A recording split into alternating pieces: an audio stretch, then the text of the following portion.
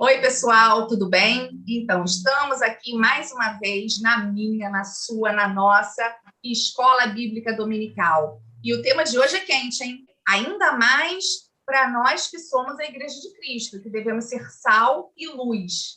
Então, assim, eu estou aqui com os professores Bruno Januzzi e Ronaldo Duarte para falar sobre intolerância religiosa. Mas antes, você já sabe, né? Então, clica lá no nosso vídeo, clica também no sininho, dê o seu curtir, que a gente vai postando e você vai ficando sempre avisado quando tiver alguma postagem nova por aqui. Então, preparados?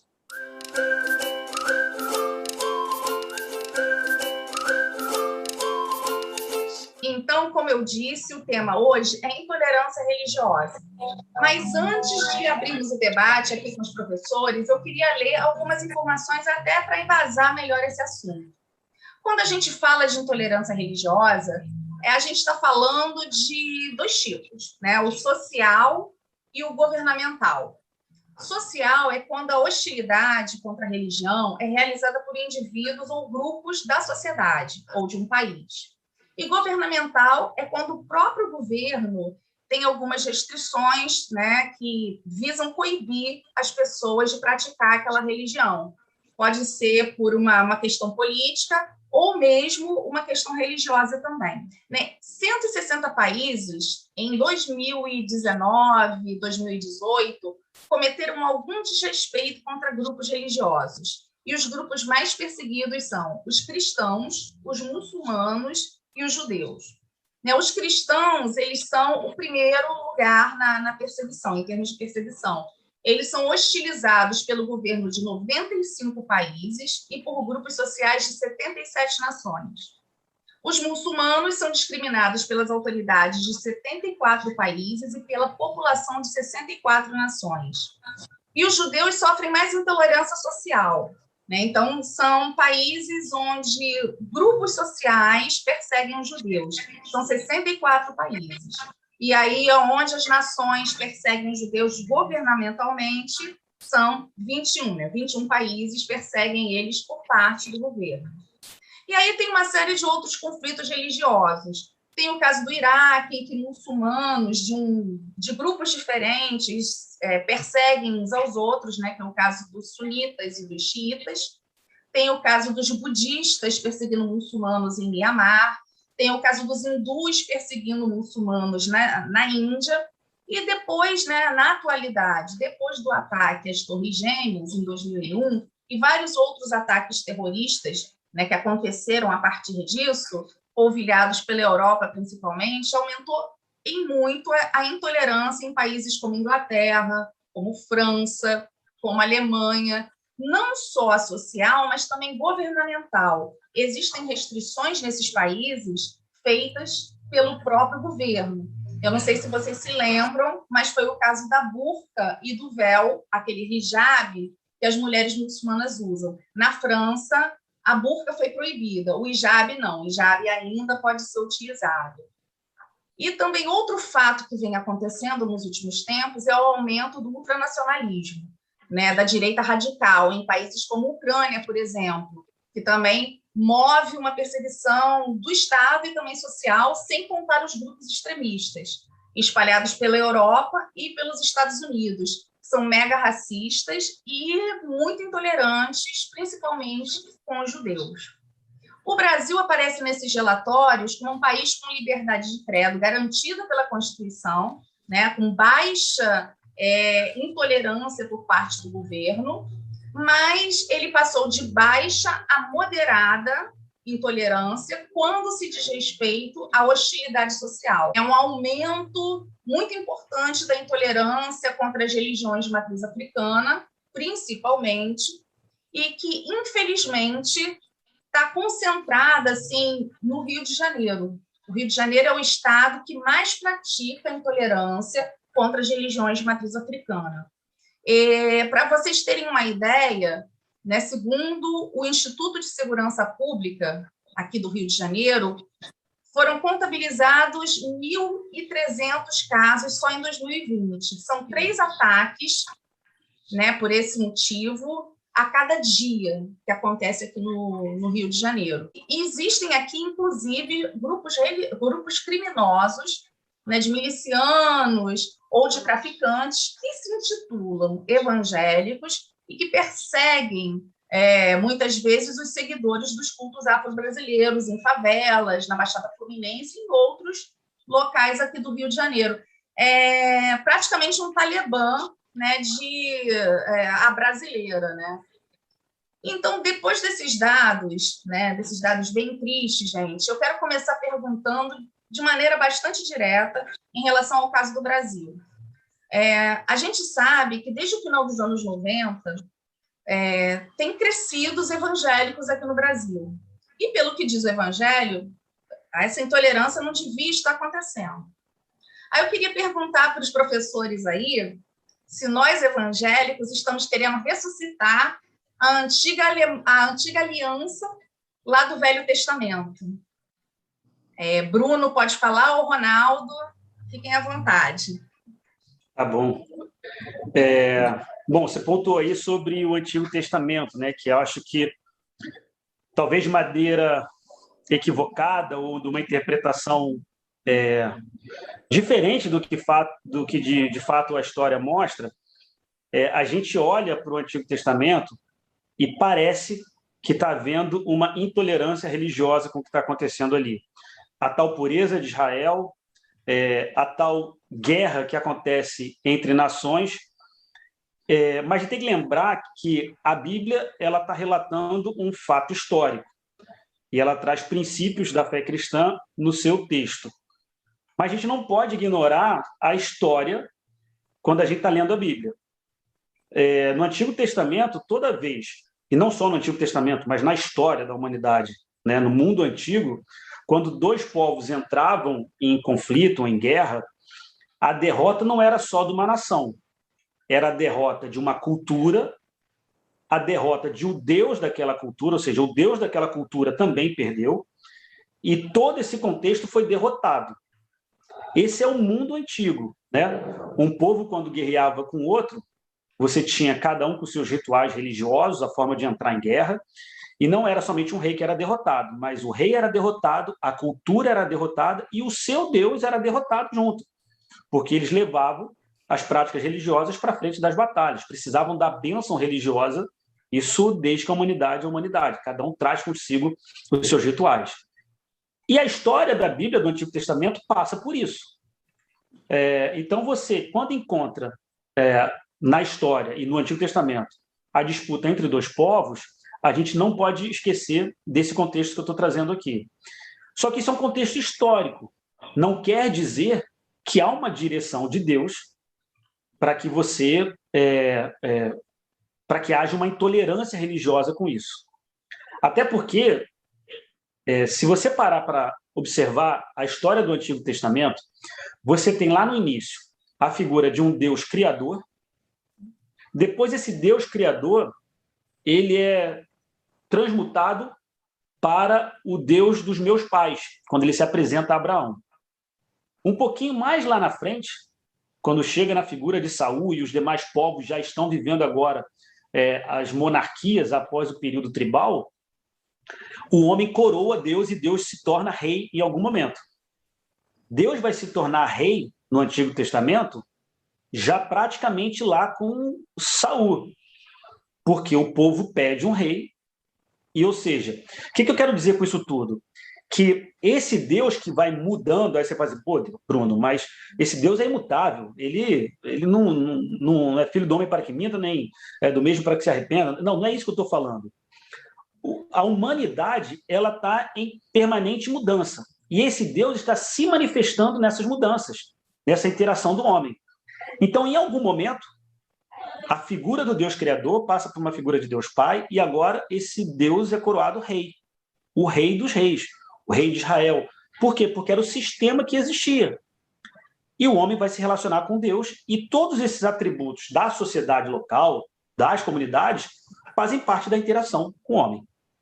Isto posto, quando eu leio o Antigo Testamento, eu me deparo com a história da humanidade e um Deus interagindo com essa história. É interessante parar para pensar que a Torá talvez seja um dos livros mais inclusivos que a gente tem. A lei de Moisés, se bem analisada, bem interpretada, você vai perceber que ela é altamente inclusiva.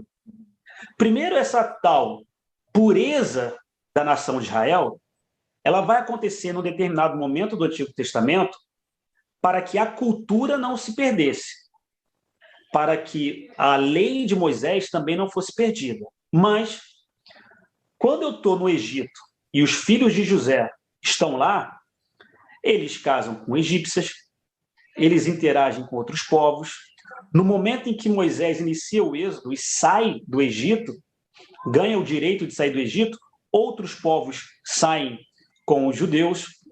Né? Você vai ver que Moisés, quando casa com Zípora, ela é de uma tribo dos midianitas, ou seja, a tal pureza, ela não é tão pura nesse momento. Ela vai ser desejada e pedida lá na frente para que a lei e a cultura fosse mantida.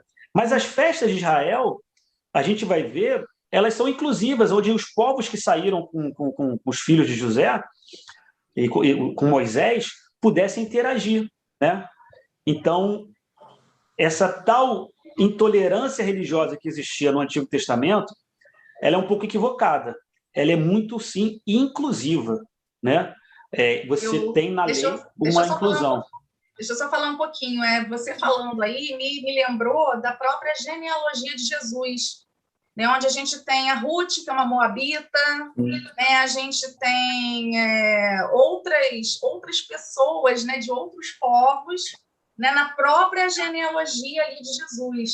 Então, realmente, é interessante pra caramba. A prostituta Raabe também. Lá de Jericó. Exato. É interessante, eu tenho aqui os filhos, quando você pega Efraim e Manassés, eles são casados com mulheres do Egito, são egípcias, de uma linhagem sacerdotal. Os outros filhos, a gente não tem muita informação. Caleb, que é aquele que a gente é apaixonado na história, quando ele é um visionário, enxerga o que ninguém está enxergando junto com Josué, ele é de uma tribo, de um clã da origem dos Edomitas. E ele está ali com a nação de Israel. Né? A nação de Israel está sendo toda... Desculpe os judeus, mas ela é totalmente miscigenada. Ele, de pureza, é só a promessa. Porque, inclusive, era um povo que permitia que outras tribos viessem, que outras nações andassem juntas. Então, é um pouco equivocado olhar para o Antigo Testamento e olhar ali uma intolerância religiosa. A gente vai perceber, sim, fato histórico. É um período bélico, é um período tribal, onde a violência, o modelo patriarcal, a força predomina. Então, é a figura paterna, é o Deus Pai, porque ali tem a força. Então, tem que se manifestar dessa forma, que é o período que está se vivendo isso. Então, quando a gente olha para o Antigo Testamento, a gente vai encontrar um período inclusivo, com sem a gente enxergar essa intolerância religiosa, e toda vez que a gente percebe que há uma orientação para pureza e não se misturar com outros povos, é porque, lembra que eu falei no início? No momento em que eu misturo, eu estou agora eu tenho a lei, e o medo era que essa lei se perdesse. Você poderia se misturar, desde que aquele cara se convertesse para o judaísmo, fosse o circuncidado, fosse... Enfim, ela é inclusiva. A preocupação e a orientação dos reis e dos profetas era se mantenham puros para que a lei e aquilo que foi manifestado da parte de Deus para Israel não se perdesse. Antes de concluir minha fala, eu trouxe aqui, tem um livro de um cara chamado André Heinck, um livro da Thomas Nelson, que eu amo esse livro chama, vou botar aqui, ver se consegue ver, Os Outros da Bíblia, da editora Thomas Nelson. Esse livro aqui, eu aconselho, não ganho nada fazer o jabá aqui, mas ele tem muito conhecimento. Esse cara é um professor de história, um historiador nato, com muito conhecimento de teologia, e ele fala da importância de cada tribo, de cada povo, desculpa. Vai falar do Mesopotâmio, do persa, do grego, do romano, como cada um deles foi influenciado, como eles influenciaram a cultura de Israel, como influenciaram a cultura cristã. Vale a pena ler.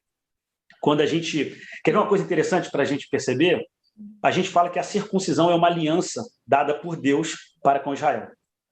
A circuncisão já era uma prática na região da Mesopotâmia, entre os povos, muito difundida. O que Deus faz? É assim que é o meu entendimento.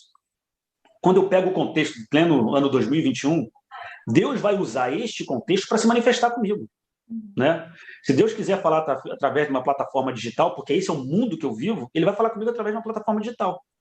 Ah, mas a plataforma digital foi criada por Deus? Não, o homem criou isso. Mas Deus agora vai usar esse mundo que a gente vive para interagir e falar com cada um de nós. A circuncisão, que era algo já praticado no mundo antigo, em algum momento na relação dele com Abraão e com Israel, se torna algo que vai ser a nossa aliança. Olha, vamos usar isso aqui para ser a nossa aliança? Beleza. É uma relação do Deus pessoal que se manifestou comigo. Então, a gente acha que a cultura dos povos não influenciaram a cultura judaica? Influenciaram, sim. Muito. E alguns críticos digam que, eu vou ser apedrejado se eu falar isso, mas ajudaram a moldar o próprio caráter do Deus Yahvé. Porque você tem que humanizar esse Deus. Então, você vai pegar alguns atributos humanos para poder interpretar esse Deus. Mas entendo o que eu estou falando aqui, de uma forma ilustrativa. Claro que nenhum homem vai moldar o caráter de Deus, não é isso. Mas perceba que o exemplo da circuncisão é isso. Não foi um negócio que instalou na mente de Deus e falou assim, eu vou pensar no seguinte, olha, corta... Não foi isso. Já existia. Ele pega um elemento da história e fala, vamos usar isso aqui, né?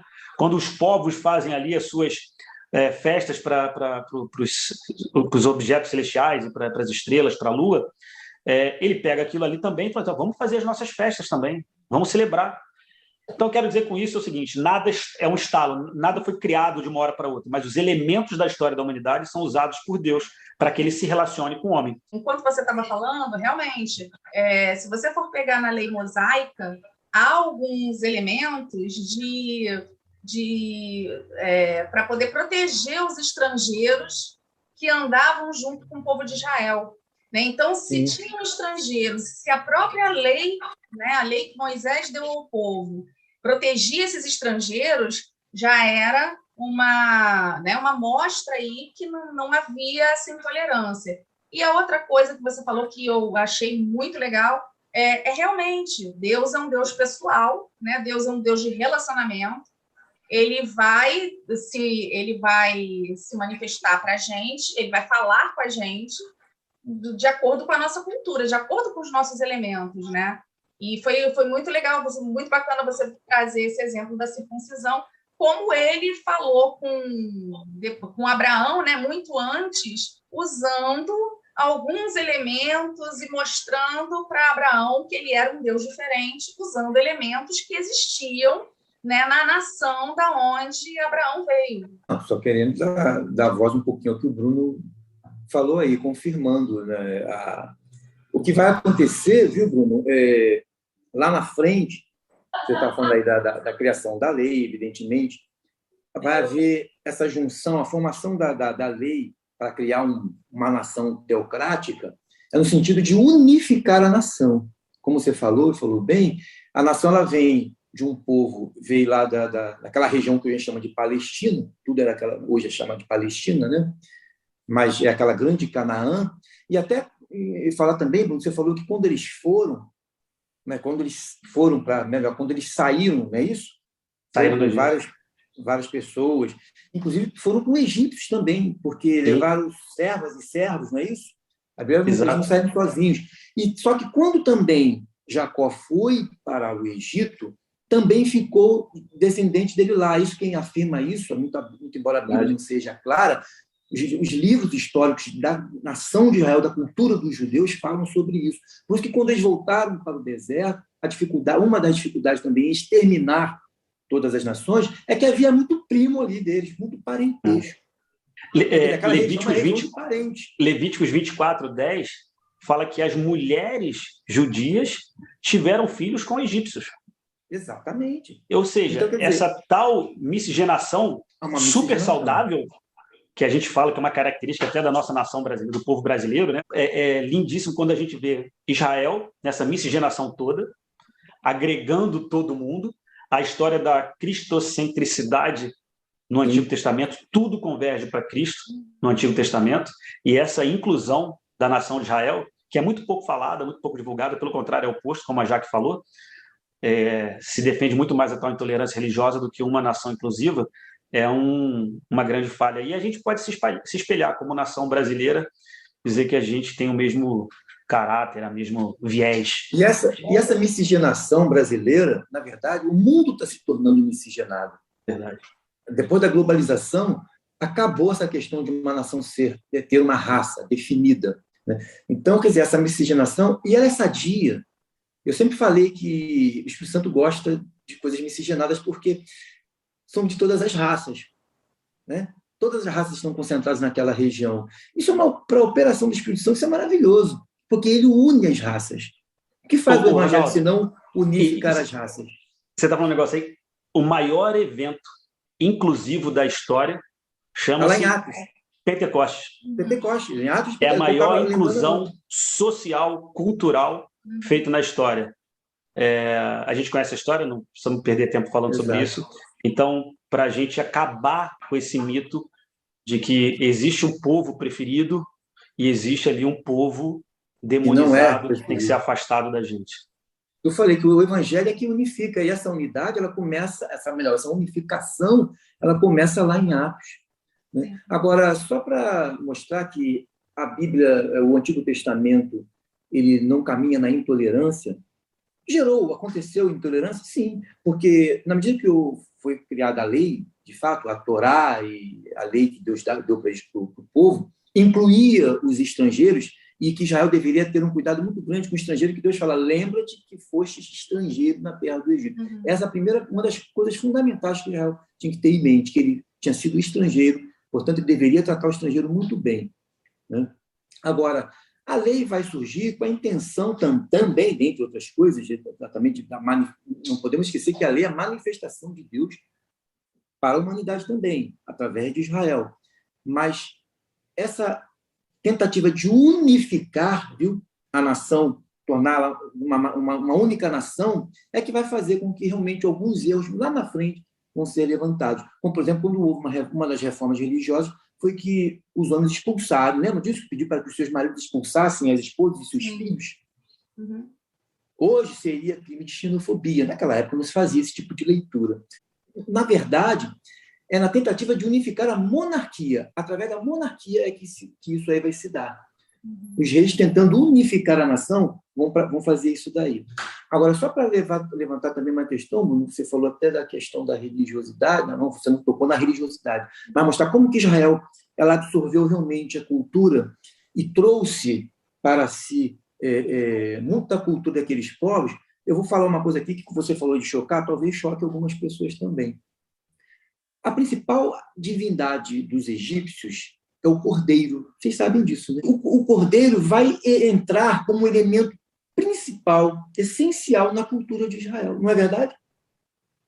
Perguntou por que Deus escolheu o cordeiro, se era a principal divindade egípcia. Você vê como que Deus está trabalhando não com aquilo que ele pode, mas com aquilo que o homem pode, com aquilo que a nação de Israel podia. Não podia se distanciar muito daquilo, né, Bruno? Eram cidadãos de seu tempo. O próprio sacrificar animais para apaziguar a ira de uma divindade, essa é a leitura histórica, vou falar de forma bem simplista. Por que existia o sacrifício? Porque eu preciso agradar uma divindade para acalmar a ira dela. Quando chega a lei, vem uma prática da sua época que é uma forma de se relacionar com Deus de Israel, Deus de Abraão. Mas é uma cultura que já existia antes da orientação da Torá. Então, a gente não pode descartar que o Deus pessoal usa elementos da sua época para se manifestar. Foi assim ao longo da história. Exato. Aí você fala assim, por que Deus mudou de ideia quando permitia a poligamia e agora não permite mais? Naquela época, era uma cultura o homem se casar com mais, ok, é a cultura. Não. Deus chega para se relacionar com o homem. Exato. Ele chega nesta cultura com um plano de salvação, com um plano de redenção. Ao longo da história, quando Cristo chega, ele começa a trazer agora o quê? O amor como o principal elo dessa redenção. Em primeiro lugar está o amor. Somos conhecidos por causa do amor. É a lei do amor agora. Então, a gente não pode desprezar a relação pessoal que esse Deus tem com a sua cultura, com a cultura da época, para interagir com o homem. E não dá também para mudar radicalmente.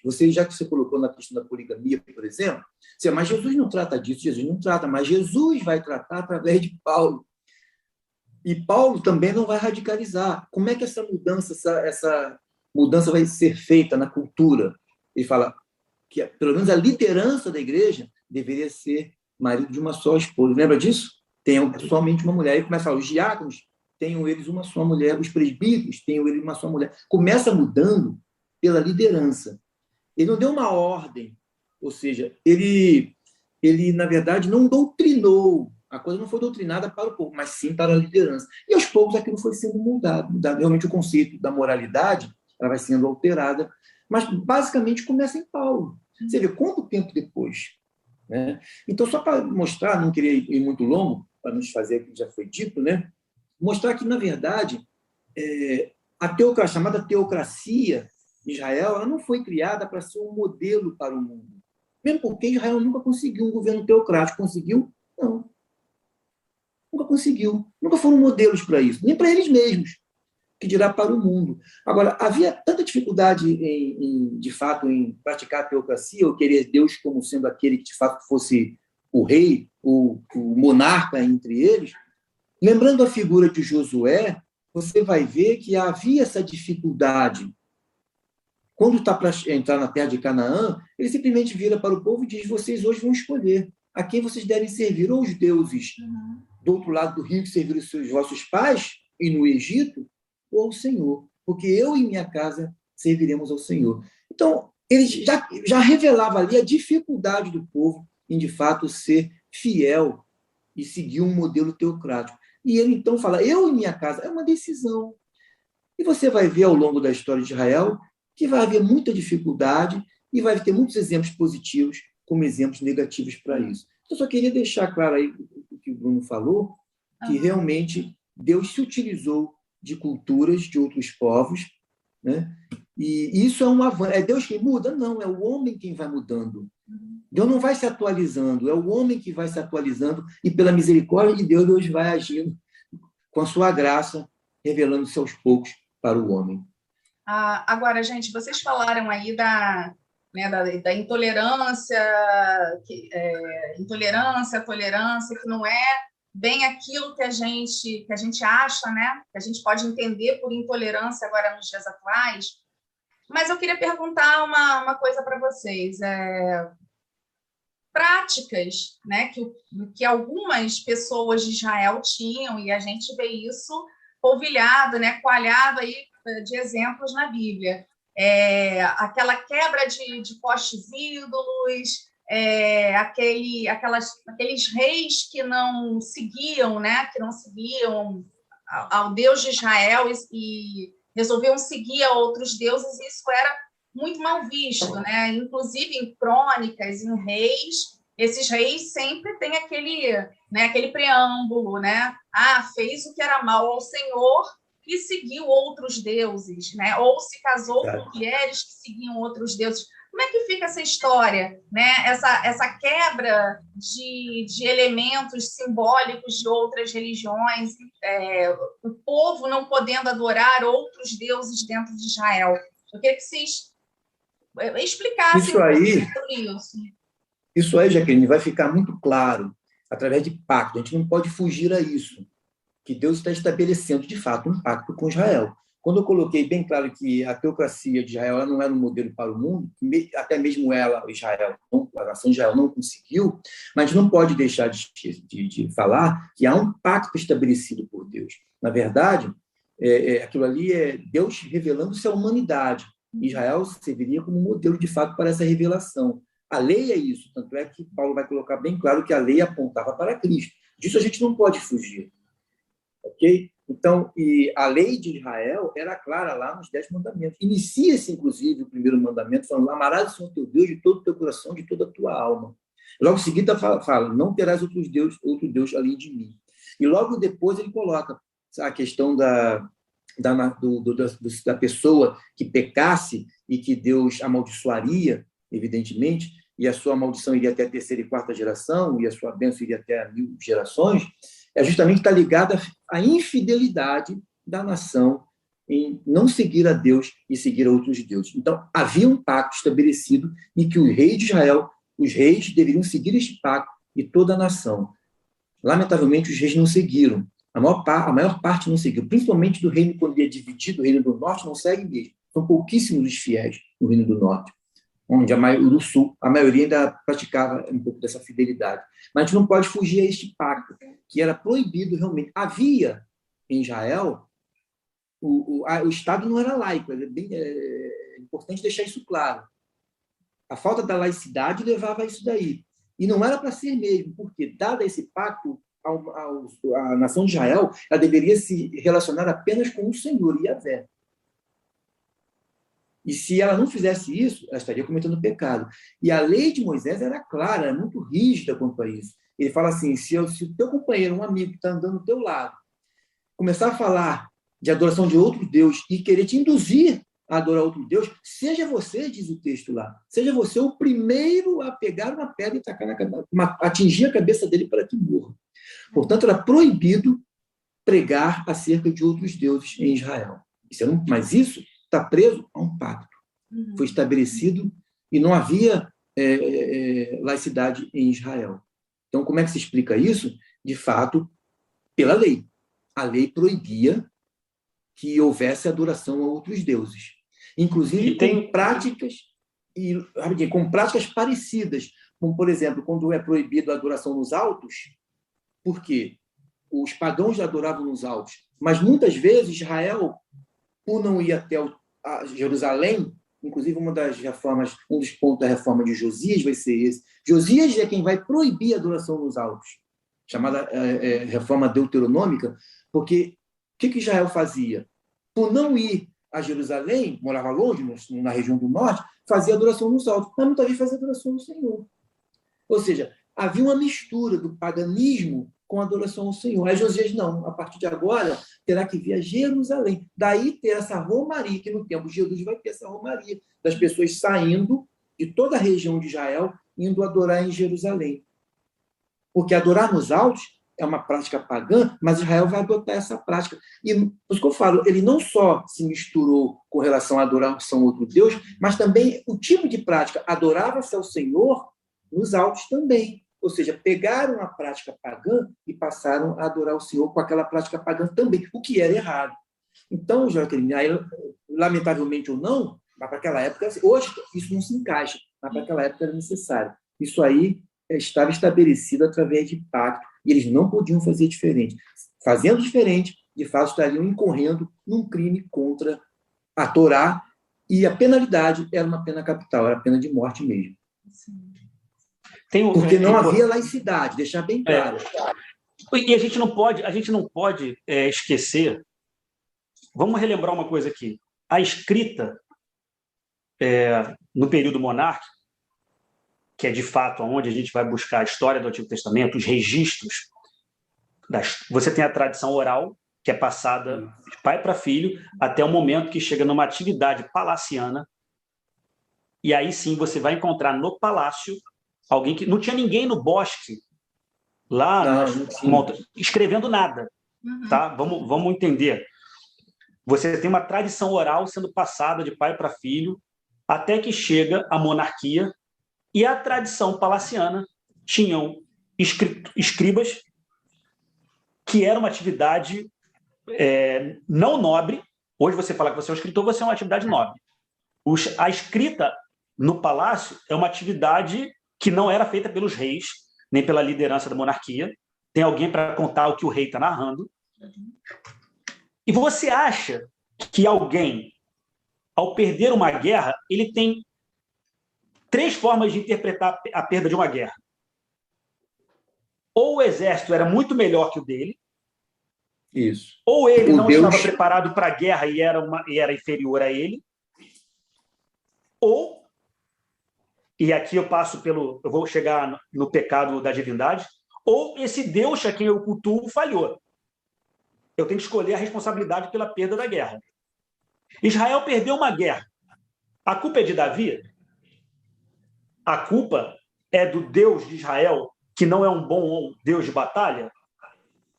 Eu tenho que achar um culpado para a perda da guerra. E quando eu escrevo, eu estou contando a derrota da minha nação. Quando eu estou contando a derrota da minha nação, eu tenho que apropriar essa derrota a alguém. Não posso apropriar a Jeová. Jeová não perde. Mas na cultura local, da época, não existe uma vitória numa guerra ou uma derrota numa guerra desassociada da sacralidade, da divindade, dos atos. Não existe essa desassociação. Não. Então, quando eu perco uma guerra, eu tenho que associar essa vitória ao meu Deus.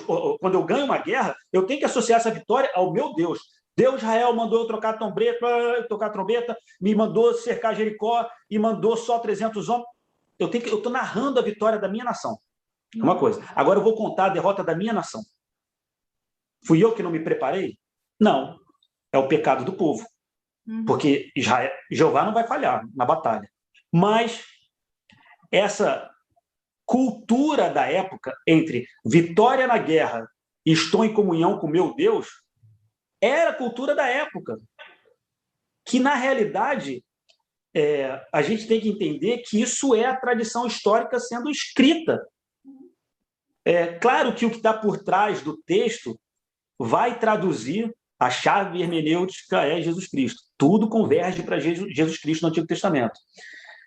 Mas quem está escrevendo a história, claro que inspirado, eu não estou tirando a inspiração do Espírito Santo no Antigo Testamento, pelo contrário.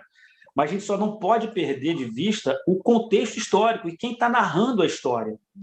Então, quando diz o seguinte, olha, destrói os deuses do outro povo, é porque não era só Israel que fazia isso.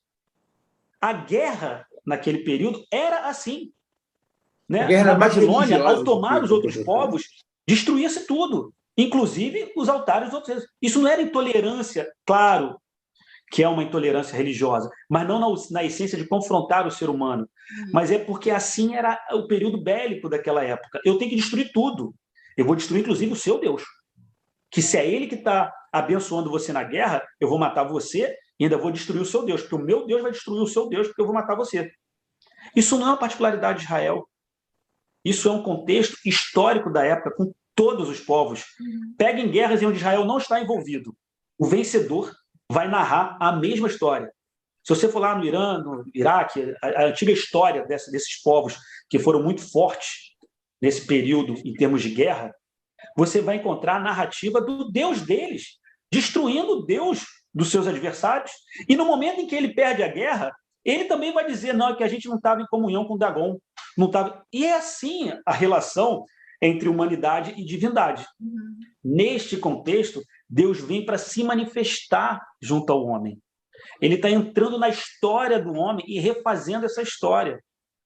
Então, a gente não pode perder de vista que quando a Jaque fez a pergunta pertinente, como é que eu interpreto essa ordem no Antigo Testamento?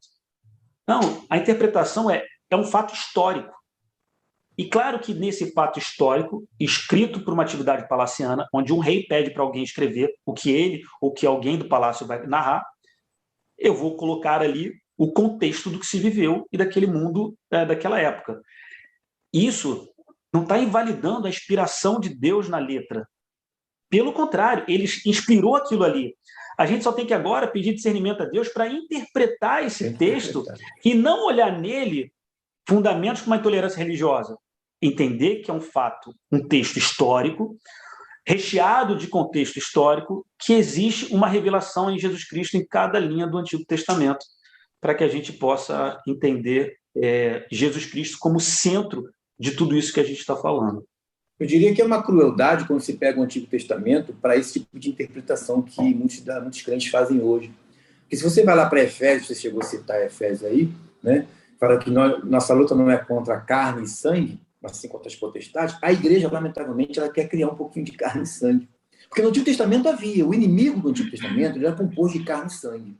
Mas no Novo Testamento, o Espírito vai revelar claramente, não é composto de carne e sangue. Então, para eu ter um inimigo de carne e sangue, eu tenho que me basear no Antigo Testamento. Agora, essa questão da intolerância existe hoje. No passado não era essa leitura que se fazia. É como você está colocando bem. Era guerra de deuses. Era a lógica do mundo antigo, era a interpretação do mundo antigo. Agora, tudo começa a mudar realmente com a unificação da monarquia. A monarquia vai unificar e muita coisa realmente vai entrar aí para poder se fortalecer diante de um mundo. Veja bem, Israel é uma nação pequenininha.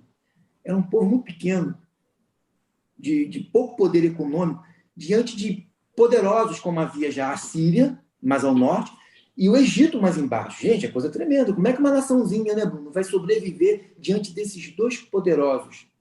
Sobrenatural. Ali? É sobrenatural.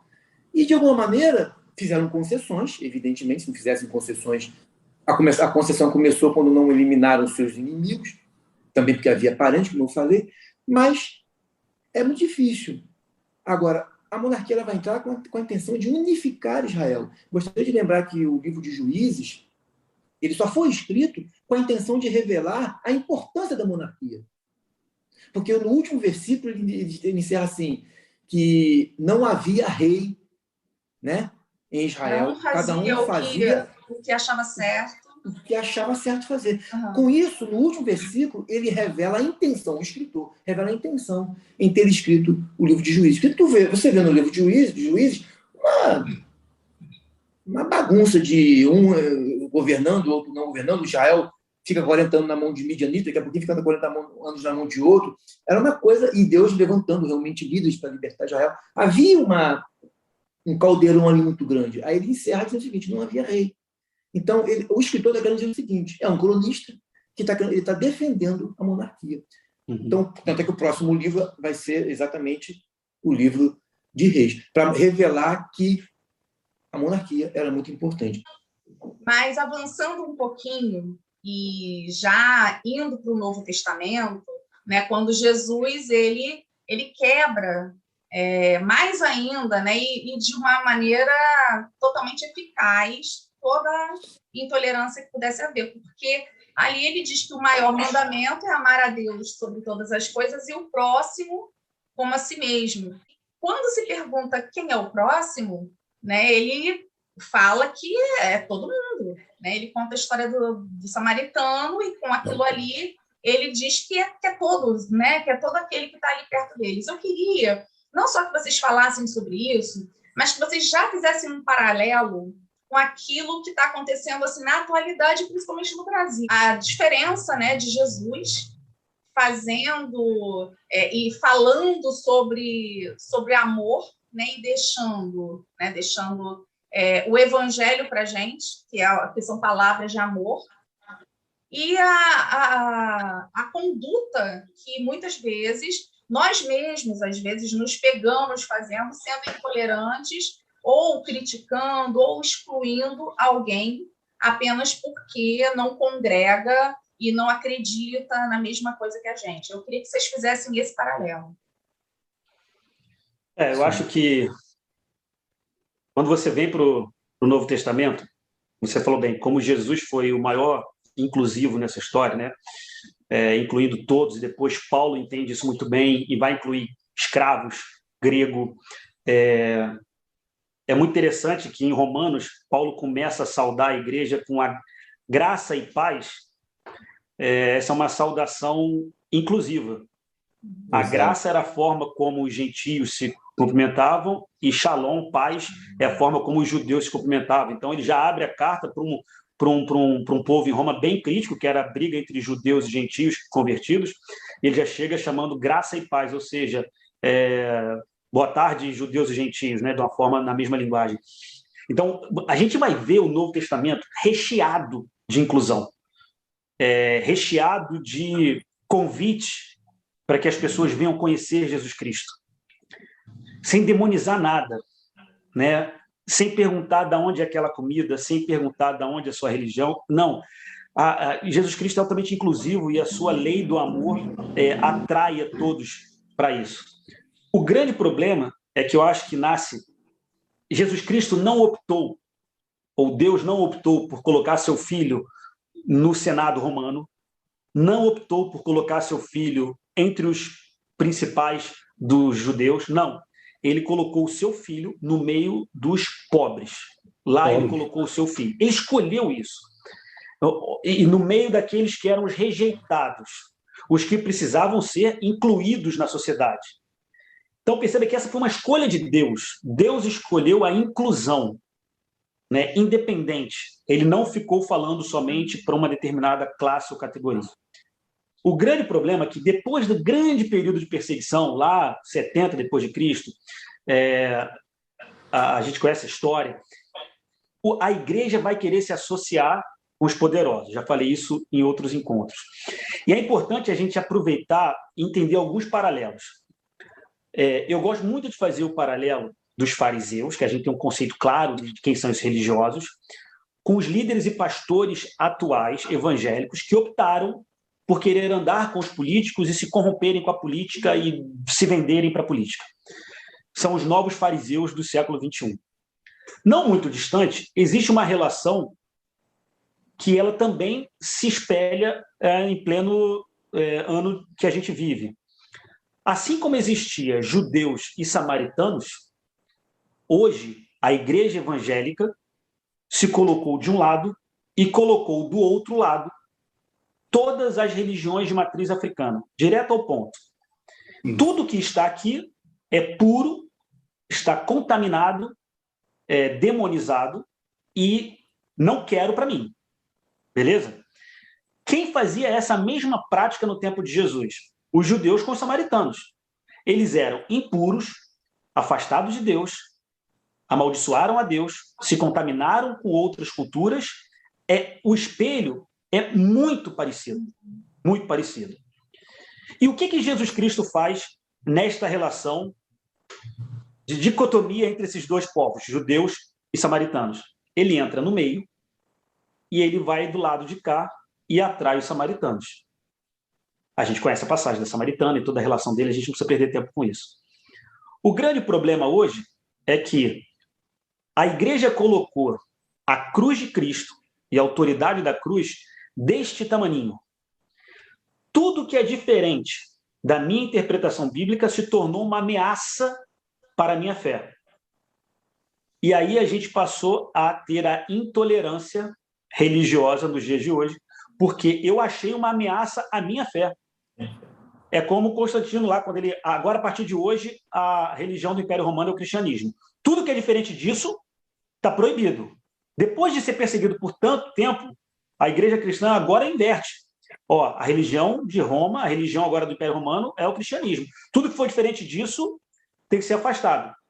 Já começa de novo a figura da intolerância religiosa. De novo o homem se envolvendo com a religiosidade e não mais inclusivo como era o ensinamento inicial de Jesus Cristo.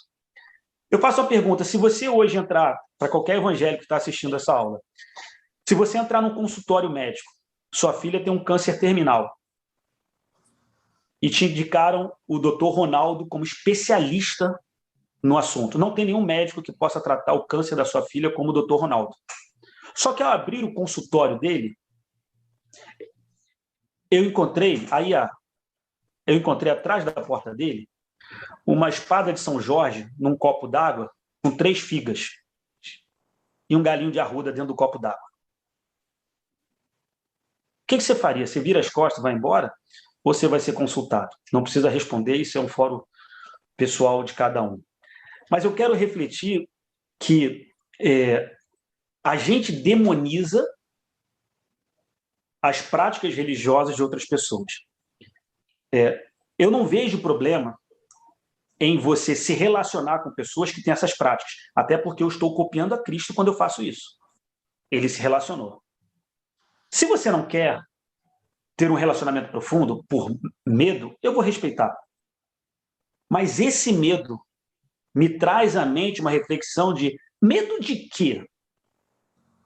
Cadê o sacrifício de Cristo na sua vida, que é superior e poderoso de que você tem medo? Você não vai cuidar do próximo? Você não vai dar a cesta básica para ele porque ele frequenta o candomblé? Pecado. É pecado nosso fazer isso. Eu quero incluir. Eu não estou dizendo, é até muito claro para mim, eu lembro do pastor Alejandro falando uma coisa, laranja é laranja, banana é banana. A gente não está pedindo para misturar nada disso. O que a gente não pode é ofender aquela pessoa por ela discordar do meu entendimento doutrinário. Claro que eu, cristão, vou ter discernimentos da espiritualidade de cada um que pode ser discordado de uma outra pessoa. Mas daí eu agredi aquela pessoa porque a crença dela é diferente da minha.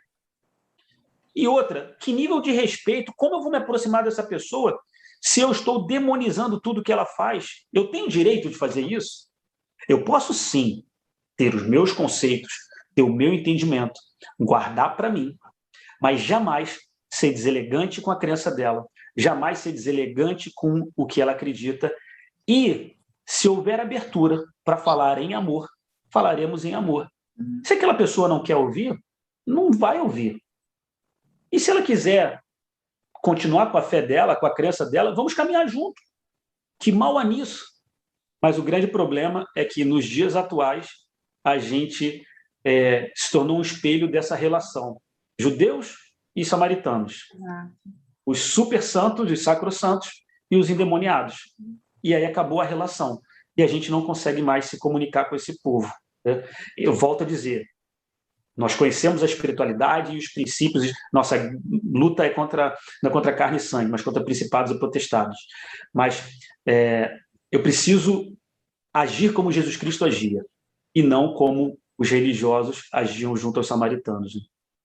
E eu quero contar uma história que, antes de passar para o Ronaldo, quero contar uma história que traduz muito bem isso, que é uma história verdadeira, que um rapaz chamado Ronaldo, né, que está aqui como professor, ele, antes de se converter, ele andava pelas ruas e naquela coisa de criança e de adolescente, que estava na rua mesmo e estava fazendo uma zoação com tudo, ele via despachos, né, de algumas religiões nas esquinas, e ele pegava e zoava tudo. Né? Ele colocava farofa misturada com outra coisa, colocava cachaça que estava lá e tacava fogo. Ou então chutava aquilo, fazia, né, aquele tipo de coisa que a gente não deve fazer hoje. Mas depois que ele se converte, uma coisa que é legal, que é o testemunho dele, estou contando aqui, nem falei que eu ia contar, mas depois que ele se converte, ele compreendeu que ele não deveria fazer mais isso. E ele se converte e ele não tem mais nenhuma atitude de derrubar nada, de derrubar nenhum daqueles sacrifícios que foram colocados ali por outras pessoas, porque ele entende que, na realidade, aqueles sacrifícios estão ali colocados, mas o que importa mesmo são as pessoas. Então, acho que isso aí é uma história que eu acho que ilustra bem esse tipo de coisa, né? Como você encontra Cristo e como você, por amor, né, a Cristo, por amor às outras pessoas, que são amadas de Deus também, tem essa mudança de comportamento, de atitude. Né? Deixa eu... você está falando uma coisa interessante, deixa eu provocar uma outra coisa. Eu vou te falar, eu vi recentemente algumas pessoas comemorando quando alguns traficantes baniram das favelas alguns centros espíritas. Umbanda, Candomblé, Macumba. Esses caras, eles têm origem no Evangelho. Né? Tem uma avó, uma tia que frequentou a igreja, pensa. E eles aprenderam, de alguma forma, que aquilo que está ali pode amaldiçoar o morro ou o que eles estão vivendo. E esses caras baniram essas religiões de matriz africana de algumas comunidades. E milicianos também fazem isso. E, por outro lado, a gente viu traficantes que iam tomar uma outra boca, uma outra favela, pedindo para que pastores orassem por ele. Aí eu pergunto, com toda paciência e tentando não perder o meu amor nesse contexto, olha que loucura a igreja evangélica chegou, porque no nosso subconsciente a gente comemora essas coisas. No momento que o centro espírita foi fechado lá no morro, você sabe qual o testemunho lindo que seria? Seria um servo de Deus falar para o não fecha não. Isso aqui é um país com cada um com seu direito de crença. Você não pode fazer isso. O templo africano, de matriz africana, de religião de matriz africana, tem que ficar aberto. É permitido, sim. Isso é um testemunho lindo de amor. Que talvez aquela pessoa que está ali dentro, que talvez nunca tenha ouvido falar de Jesus Cristo, talvez só a sua crença, vai ouvir um pouquinho de Jesus Cristo do que nós cremos. E vai dizer, poxa, que curiosidade, esse cara veio aqui me defender. Quero eu, sim, defender para que ele possa ter direito ao culto dele. Sabe por quê? Porque amanhã pode inverter. A mesma frase que Deus usou, e o Ronaldo colocou bem aqui, quando Deus fala para Israel, lembra que você foi peregrino. Abre teu olho. Abre teu olho que você, olha, comeu pão que o diabo amassou, na terra dos outros. Agora, quando os outros estão chegando na tua terra, cuida bem. Então, é muito cômodo agora a gente comemorar, inconscientemente, práticas como essa. Quando, na verdade, a posição da igreja seria, seu traficante, você não pode fazer isso não, cara. Deixa eles aqui dentro. É direito deles. Nosso país permite o culto é livre. Olha que testemunho. As pessoas podem discordar do que eu estou colocando. Que coisa linda seria se o pastor falasse, de maneira nenhuma, deixem eles. Mas não, nós somos os religiosos do tempo de Jesus, estamos aqui hoje, fazendo as mesmas práticas, vivendo as mesmas intolerâncias religiosas. Quando vimos recentemente um bando de, não vou chamar crente, mas um bando de lunático pichando e quebrando templos de religião de matriz africana, que ensinamento é esse? Né? A igreja brasileira deveria ser a primeira a se posicionar e falar assim, nós somos contra isso. Nós somos contra isso, eles têm direito, que absurdo. E se alguém coloca uma Bíblia debaixo do braço e diz que está se fazendo isso em nome do Evangelho, é mentira. É um endemoniado. Aí eu vou dizer que é um endemoniado, sem medo de errar, porque estão nos afastando das pessoas que são alvo do amor de Deus. E a gente, de novo, quer voltar para a lei, contexto histórico, e quer viver as guerras bélicas espirituais como se fosse o Israel. Somos o Israel de Deus. Somos quebrar o postídulo, como eu falei. Desculpa, eu sei que o contexto bíblico, claro que nós seremos um espelho de um Deus que se relaciona com o seu povo. Essa é a figura de Israel. Mas a gente tem que entender o seguinte, é uma relação histórica. Eu não vou usar modelos de guerra do Antigo Testamento para levantar a bandeira como um novo cavaleiro templário aqui, e agora eu sou um novo cavaleiro templário que eu vou defender o evangelho matando todos os mouros e os muçulmanos. Né? Isso sim é um equívoco e Cristo não está nisso. Jesus Cristo não está nessa relação doentia que a gente vê no meio do povo evangélico hoje. Né? Nós podemos afirmar que nós nos tornamos o fariseu da crítica de Jesus, não é verdade? É importante, viu, Jaqueline, lembrar disso aí sobre a questão da diferença. Tem uma palavra, uma frase, não sei se é uma frase dita entre os educadores, onde ele fala que a riqueza está na diferença. E o direito está na igualdade. Então, Deus é um Deus rico. E, por isso, as diferenças elas são ricas. Tem que haver profusão de riquezas. Sobre qualquer cultura. Agora, o que vai estabelecer a igualdade é o direito. Aí, meu amigo, nós temos que respeitar. Quero dizer que o nosso Brasil é um Estado laico, e graças a Deus por isso. Porque antes não era. Quando o Brasil se constituiu aqui, que a coroa veio para cá, só era permitido ter templos católicos. Foi uma luta para que uma igreja evangélica conseguisse levantar o seu templo aqui. Então, no início, foi um passo a passo. Até já falei algumas vezes sobre isso, em algumas outras aulas. Não se podia construir, por exemplo, um templo com a cara de uma igreja católica, com aquela arquitetura gótica, com torres. Não podia. Era proibido. Daí, hoje em dia, as igrejas, até hoje, muitas igrejas constroem templos de qualquer maneira, quadrada, redonda, porque ficou a cultura. Mas quando se permitiu, as igrejas tradicionais, que foram as primeiras que entraram aqui, como a metodista, a congregacional, logo em seguida, imediatamente veio a presbiteriana, e assim veio, né? Elas logo depois conseguiram, quando o Estado deixou de ser laico, conseguiram fazer suas torres, aquela coisa toda. Isso está na história do protestantismo no Brasil. Se você quiser, você pode pesquisar sobre isso. Não é sobre isso que a gente também quer falar. Mas a gente quer falar da riqueza da diferença. Tem que haver diferença. Agora, a coisa se estabelece pelo poder do Espírito. Nem por força, nem por violência, diz o Senhor, mas pelo meu Espírito. Um templo de Umbanda, ele vai fechar com o seu principal lá, o líder, seja até um babalorixá, o que for, se converter. Porque eu vi isso. Já citei também um exemplo, onde numa congregação, numa comunidade que eu fiz parte durante 4 anos, estava lá trabalhando nessa comunidade, onde do lado dela havia um templo de Umbanda. E nunca houve hostilidade. Convivíamos perfeitamente. Até que um belo dia eu cheguei nessa congregação no domingo de manhã para dar aula e a congregação não estava ali, estava toda no templo de Umbanda. A congregação da igreja estava toda na casa da senhora que era a mãe santa, era a principal, era a líder. O terreiro era dela. O que a igreja está fazendo lá? Eu entrei, eu fui lá. E eu vi uma das cenas mais lindas que eu já vi. Aquela senhora estava na cama e a igreja toda impondo as mãos sobre aquela senhora. Aquela senhora se converteu.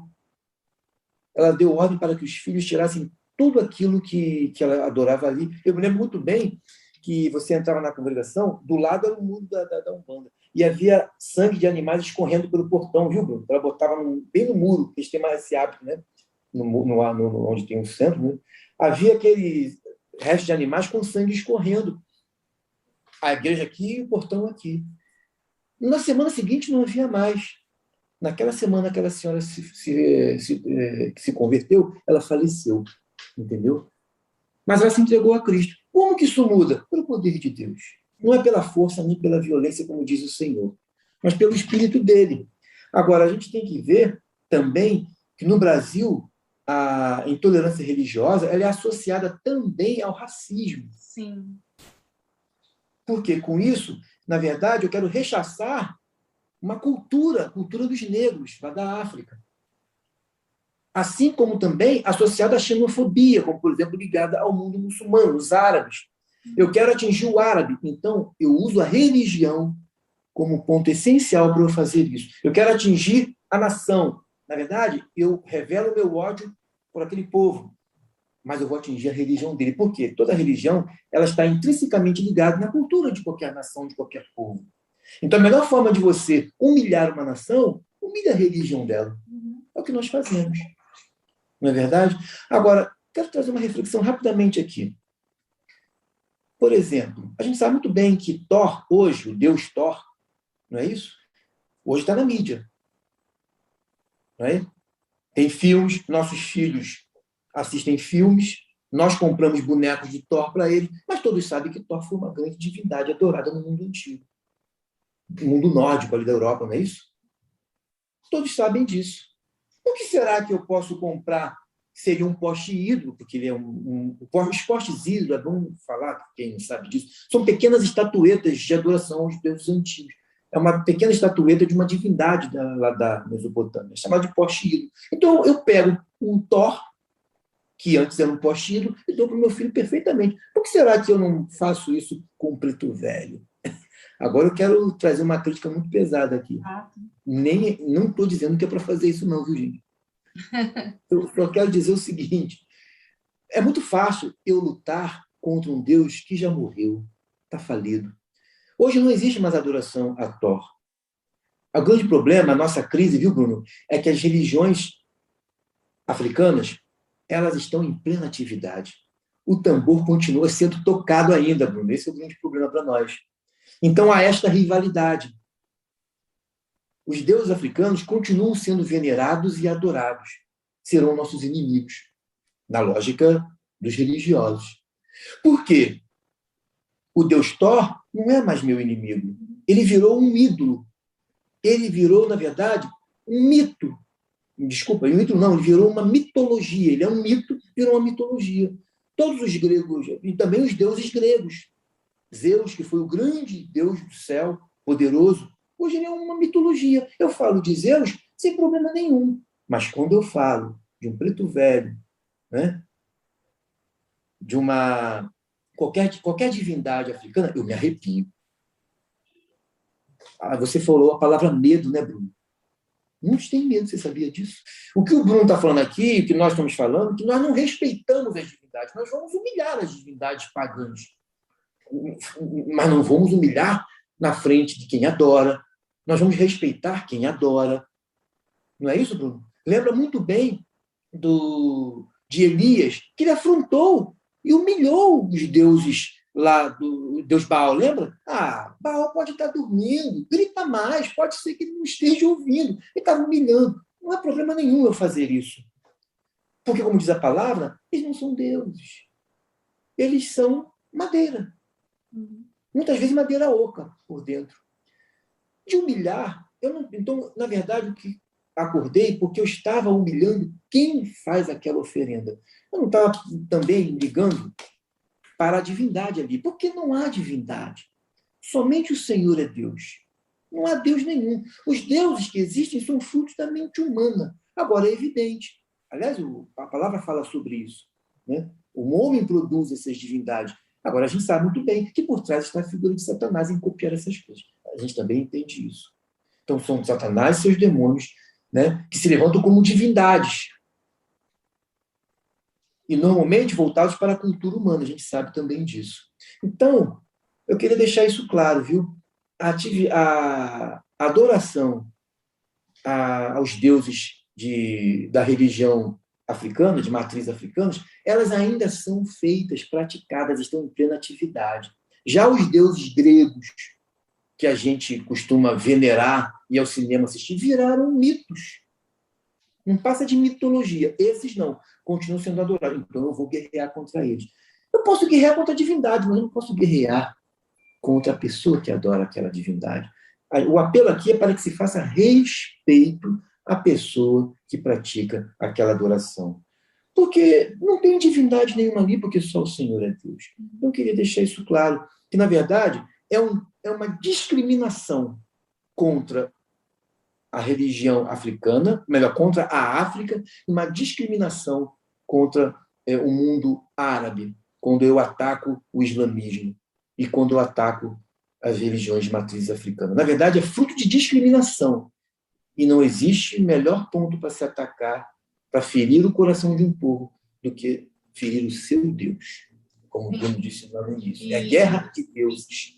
Agora, nós venceremos com Jesus, porque somos mais que vencedores. Mais que vencedores. A nossa fé vence pela força do Espírito, não pela minha força, pela força do meu braço. Não é absolutamente nada. Agora, o que traz a unidade é o direito. O direito a gente tem que lutar por ele. Assim como a igreja evangélica lutou, tá? E conseguimos o nosso espaço. Eu acho muito bacana isso, que a gente tem liberdade para pregar o evangelho. Mas a gente não pode cercear o direito do outro. Pregue para o outro. Deixe o muçulmano vir para cá. Tem gente que tem medo. Eu me lembro disso que há pouco tempo o meu pai falou assim, o pastor, ele esteve no sul, lá em Curitiba, não vou citar o nome da igreja porque é uma vergonha muito grande. O pastor da igreja pediu a assinatura do meu pai, que nem membro da igreja é. Assina aqui porque a presidente Dilma quer trazer os islâmicos lá, né, para o Brasil, para ver se a gente impede, fazendo um movimento para impedir, uma assinatura, para impedir a vinda desses árabes para cá. Eu falei, deixa eles virem, vamos evangelizá-los. A gente não manda missionário para lá? A gente não tem coragem de mandar missionário e agora estou com medo de que eles venham para cá? Deixa eles virem que nós vamos evangelizá-los. Agora, será que eu estou podendo evangelizar? Com o meu preconceito, eu não vou a lugar nenhum. Porque o Espírito não reina onde tem preconceito, onde tem ódio, onde tem xenofobia. O Espírito não reina. Entendeu? Agora, esse movimento que começou a crescer no Brasil, lamentavelmente, a partir da década de 90, a gente sabe muito bem a história, que não vai dar para contar aqui agora. Okay? Mas eu já falei um pouquinho sobre isso também em algumas aulas. Fiquemos atentos quanto a isso. E assim, para complementar até o que você falou, Ronaldo, a gente sabe que, às vezes, a religião ela está ela é agregada a outras questões, né? A questões políticas, a questões econômicas, a questões de dominação. No caso da religião de matriz africana, isso foi um apagamento, né? Tentaram fazer um apagamento com os negros que vieram para cá, não permitiam Exato. que eles pudessem expressar a sua religião, as suas crenças. Isso durou não apenas na época em que houve a escravatura, mas durou até, assim, pasmem, né? Até o século XX, até a década de 60, ainda era proibido você fazer qualquer manifestação de origem afro-brasileira, né, que eles falam, em locais públicos. Era uma coisa muito escondida, né? Então, houve um apagamento tanto pelo racismo quanto pela dominação. A Igreja Católica, até os anos 60, ela estava muito próxima do Estado e ela produzia isso. E várias coisas que a gente hoje tem, né, na nossa cabeça, de que aquela pessoa, né, com perdão da palavra, mas o que se fala que a pessoa macumbeira, ela vai te fazer mal, né? Aquela pessoa que está ali, ela vai te fazer mal de alguma maneira. Isso foi colocado na nossa cabeça, muito pela Igreja Católica, né? E depois prosseguiu com a Igreja Evangélica, que também ataca não só o simbolismo religioso, mas ela ataca a pessoa que está praticando a religião. Então, tem isso. E eu quero terminar aqui, né, a gente terminando aqui a nossa aula de hoje, eu quero contar um exemplo também, um outro exemplo, que é um exemplo muito legal, e que você vê nesse exemplo, talvez muitas pessoas não concordem com o que eu vou falar, né, com esse exemplo, mas eu vejo muito amor. Eu acho que é uma mostra de amor. E o Bruno falou antes que quando um traficante ou um miliciano querem fechar um centro espírita ou uma casa onde se cultua uma religião de matriz africana, quem segue a Jesus tem que chegar lá e falar assim, não vai fechar, porque a pessoa tem direito. Então, isso foi feito por uma pastora luterana, um centro espírita, Bom lembrar. Um centro espírita, né? Foi um centro de Umbanda, eu acho. Ele foi depredado e ele foi queimado. Foi em Duque de Caxias. A pastora Luz Marina, né? Acho Luz Marina Campos Graça. Nossa, Luz Marina, pastora luterana, ela é uma ativista, muitos são contra ela, é uma teóloga. Mas o legal, tirando o questionamento sobre o que as pessoas querem fazer acerca dessa teóloga, o importante é o exemplo dela. Uhum. Ela foi lá, se em nome de Deus nós destruímos, em nome de Deus nós vamos construir. Isso é correto. Não tem como jogar pedra sobre ela.